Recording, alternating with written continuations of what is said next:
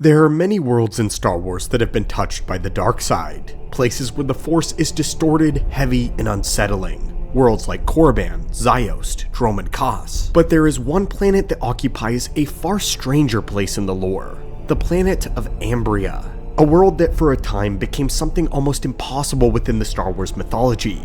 It is a planet defined not by living Sith Lords, but by what remained after them, after they have passed. Ambria is a wound, an old one. Long before the great conflicts that we discuss often, a lone sorceress came to this world. What she attempted there would leave a scar so deep that even centuries after, the planet would never fully recover. The details are fragmented. The consequences, though, are undeniable. And then, much later in the timeline, other Sith arrived, defeated, scattered, and furious. Sith Lords fleeing the collapse of their empire found Ambria waiting for them in the darkness, already steeped, already echoing with something unnatural. To them it was the perfect refuge, or perhaps the perfect trap.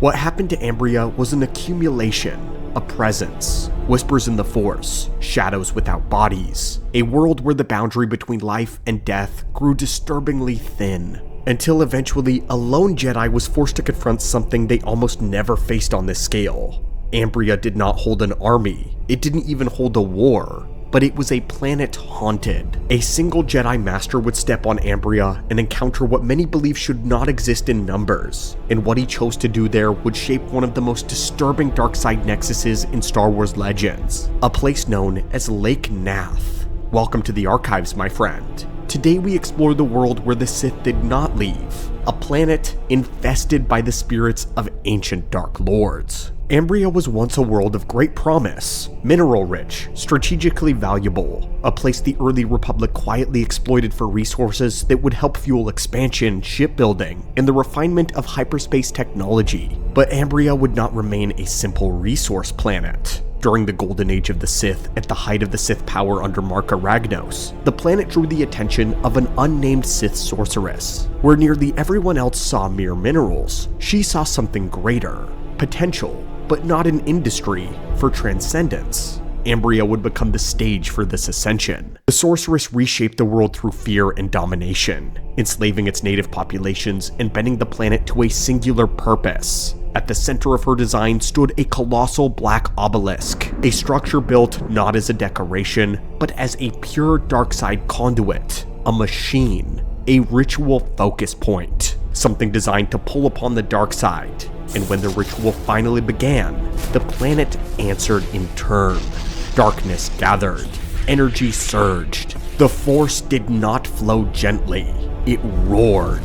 The obelisk ignited with power as waves of darkside energy poured outward and then inward, spiraling towards the sorceress. There she stood at the top of her great structure. The air seemed to distort. The ground trembled. Light bent unnaturally as the storm of the darkside converged into a singular point.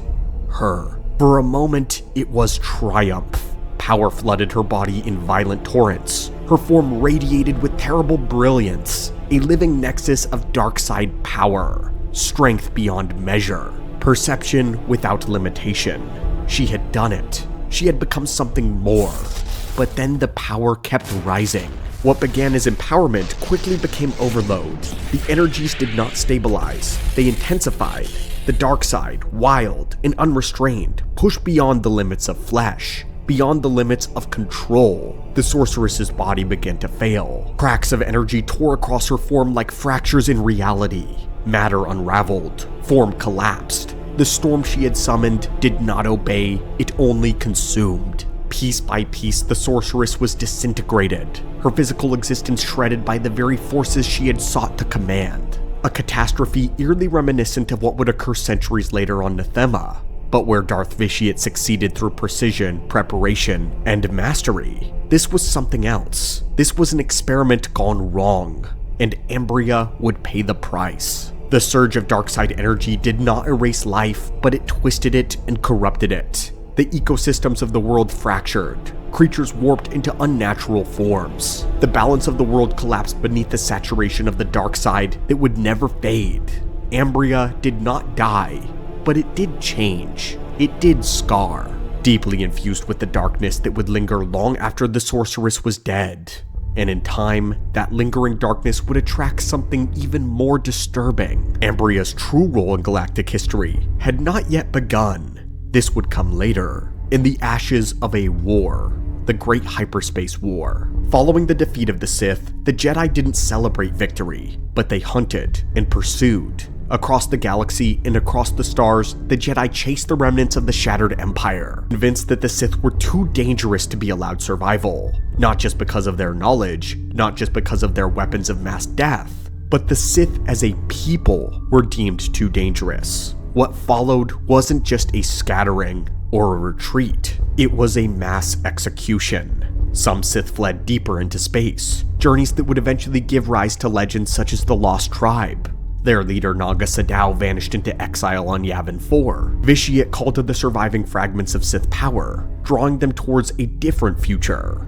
But others found something else. Others were far more lost. Buried within archives left untouched by the Jedi Purge was the record of a world already steeped in darkness. There, they found Ambria. It was to Ambria where many of the defeated Sith ran, desperate for refuge from an enemy that was relentless, organized, and victorious. But Ambria was never their sanctuary. Because of the lingering consequences of the ancient ritual, it would too become their tomb. The Sith that fled there lacked a unifying leader, they lacked structure, and they lacked purpose beyond survival. This environment was devastating. These were beings born of dominance, raised in centuries of supremacy, conditioned to see themselves as the inevitable rulers of the galaxy. But that illusion shattered, and with terrifying speed. For the Sith, defeat wasn't a strategic failure, it was an existential humiliation. Anger was turned inward, rivalries intensified, resentment festered.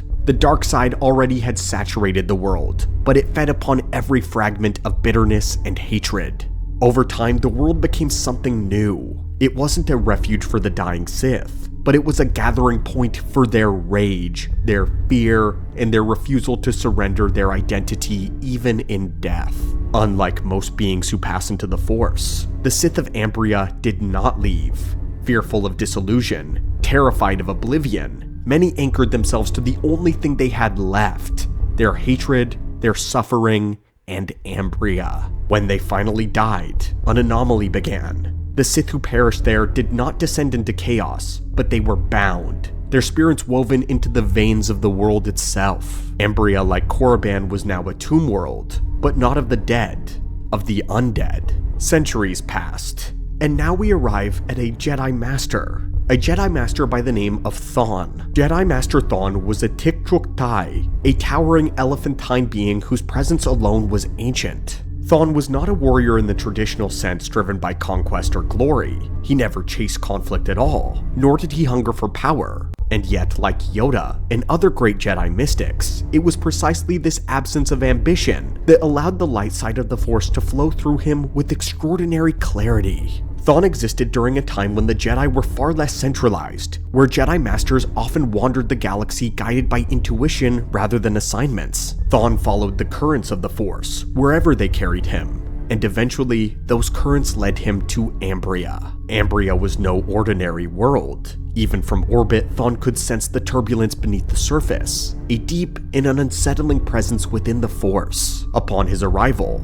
that presence revealed itself immediately. Sith spirits fractured, remnants of the Dark Lord's long dead surged against him in a chaotic storm of rage and malice, desiring to tear the ancient being limb from limb. But what followed was not a battle in the conventional sense. Thon didn't destroy the spirits. Instead, he confronted them with a level of Force mastery rarely depicted in the lore. Where others may have fought endlessly against the tide, Thon reshaped the very conditions of the conflict. He drew upon the light side not as a weapon, but as an overwhelming act of will, herding the spirits, binding them, forcing their collective presence into a single focusing point. And that point was Lake Natth. There, deep in the waters, Thon sealed the spirits away, an act of containment, not annihilation. The spirits were imprisoned, caged within the darkened depths, their fury echoing through the lake like a wound that refused to close. Over time, the darkness would seep outwards, twisting the surrounding ecosystem, warping the creatures that dwelled within. The lake became something feared, something that was alive. But Thon remained on Ambria. He chose to make it his home. It was not a peaceful world, but it was because it lacked peace that Thon chose it. Thon sensed both the darkness and the possibility buried beneath that darkness. Thon believed the world could be guided to balance through meditation and patience, and in time he slowly began reshaping parts of the planet, drawing life back into regions long defined by desolation. Lake Natth itself became more than a prison. It ultimately became a lesson for later Jedi. To Thon's students, the lake stood as a living demonstration of the dark side's legacy. This was not abstract, it was tangible. A reminder where unchecked ambition, hatred, and a hunger for dominance would ultimately lead. Thon has always stood apart as one of the most fascinating Jedi in Legends, a being of staggering power who required no army or no council, no war to leave his mark on galactic history. Thon's feats are not measured in victories over fleets or Sith, but he is rare. He confronted an entire world steeped with the spirits of undead Sith lords that raged against him, and he bent its destiny through harmony. Thon himself once acknowledged something deeply unsettling before sealing the spirits though. He warned that their presence was not lingering or haunting, but that it was actively expanding, that the Sith Lord's power left unchecked threatened to bleed outward, that the spirits of the undead would spread beyond Ambria. This idea reshapes how we think about Sith spirits. We often imagine them as tethered to tombs, isolated, trapped echoes of the past. But Ambria is a convergence of dark side energy, dark side entities whose collective malice is potent enough to radiate outward. But standing against that storm is a single Jedi, a Jedi Master who quite literally faced a planet defined by the dark side and its infestation, and altered its fate. And then he stayed. Ambria was his home, a place where Jedi would travel not for training but for perspective, to confront the dark side as something real. But this leads us to the larger question. What do you think of Ambria? What do its Sith spirits imply about the nature of Force Ghosts, identity after death, and the true presence of the dark side in Star Wars? Let me know your thoughts on this world infested by the undead in the comments down below. And if you would like to explore more of Jedi Master Thon and his lore, as well as his abilities, we can do that as well. Thon is quietly one of the most powerful figures in Legends, so tell me what you would like to see covered about him next. But as always, my friends, thank you so much for watching, and may the Force be with you.